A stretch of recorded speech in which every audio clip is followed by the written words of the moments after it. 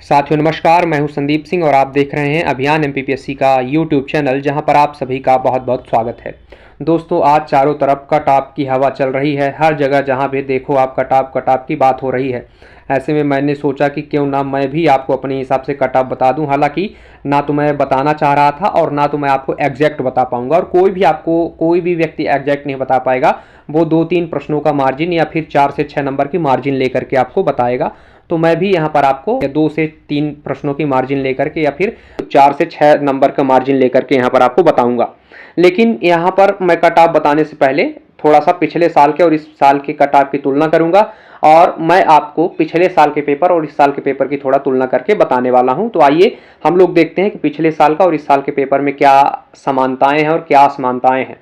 तो मैं तो कहूँगा दोनों साल के पेपर एक समान हैं, उसमें दोनों में आपके समानता हमें देखने को मिलती है।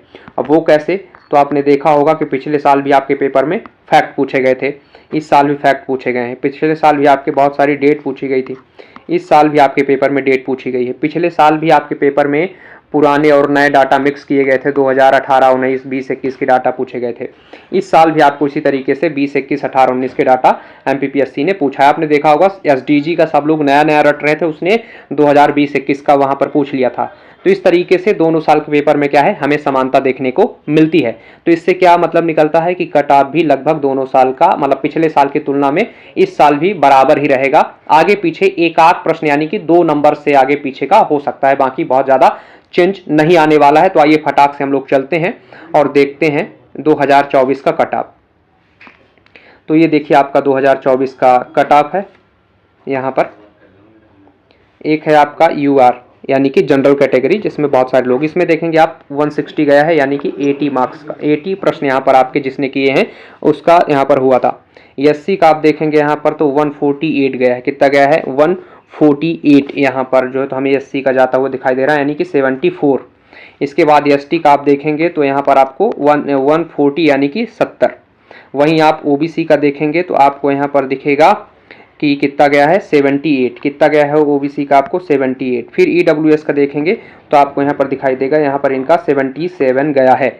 तो यानी कि पिछले साल का कट ऑफ जो है, तो मैंने यहाँ पर जनरल 80 प्रश्न जो किया होगा, जनरल या यूआर आपका, या और इसके बाद एससी ने 74 किया होगा, और ओबीसी उसको मिला होगा जिसने 78 किया होगा, और आपका ईडब्ल्यूएस 77 और एसटी का आपका 70, है ना। तो यानी कि 70 से लेकर के 80 तक वाले लोगों का यहाँ पर सिलेक्शन हुआ है अलग अलग कैटेगरीज में।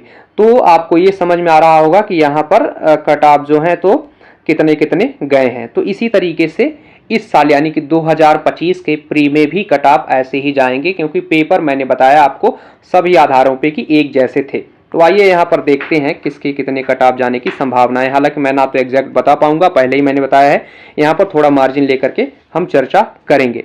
तो यहाँ पर मैंने एक स्लाइड बनाई है जिसमें मैंने लिखा, जैसे जनरल, इसको आप यूआर भी लिख सकते हैं, है ना, अनरिजर्व जिसको बोलते हैं। 78 to 80 के बीच में जिसने किया होगा या जिसके यहाँ पर प्रश्न सही होंगे उसकी भरपूर संभावना है। हो सकता है आपको यहाँ पर 80 से 1 नंबर हो सकता है ज़्यादा हो जाए, नहीं तो इतना ही रहेगा। लेकिन नीचे जाने की तो बिल्कुल संभावना नहीं है, 78 से नीचे तो जा ही नहीं सकता। फिर उसके बाद दूसरा बात करते हैं ईडब्ल्यूएस की, क्योंकि यूआर के बाद जो नंबर आता है वो ईडब्ल्यूएस का ही रहता है, क्योंकि ओबीसी को उससे भी कम जो है तो उससे भी ज़्यादा कट ऑफ जाता है ओबीसी का, इसलिए मैंने ईडब्ल्यूएस को यहाँ पे रखा। ईडब्ल्यूएस का यहाँ पर देखिए 76 to 78। पिछली बार का आप कितना गया था? 77, है ना। तो 76 to 78 है, या तो 76 होगा, 77, या फिर मैक्सिमम जाएगा 78, इससे ज़्यादा नहीं जा सकता। फिर इसके बाद यहाँ पर बात करते हैं ओबीसी की। तो ओबीसी का यहाँ पर आप देखें 76 to 78 जो है तो ईडब्ल्यूएस और ओबीसी का आसपास ही रहता है, एक प्रश्न का अंतर होता है ना। अगर मान लीजिए इसके 77 जाएगा तो इसका 78, अगर बाई चांस हो सके, कभी ऐसा होगा तो नहीं, पर अगर हो जाए 79 चला जाए आपके, अगर 79 चला जाए आपके किसके ईडब्ल्यूएस का, तो आपका जो है तो ये आपका एक नंबर और आगे यानी कि 80 तक खिसक सकता है, लेकिन ऐसा होगा नहीं। 76 to 78 आपका ओबीसी का है। एससी की बात करें यहाँ पर तो 73 से 75 प्रश्न अगर जिन लोगों ने किया है होगा उनका हो जाएगा, क्योंकि पिछले साल इनका 74 गया था। एसटी की बात करें 68 to 70 यहाँ पर है।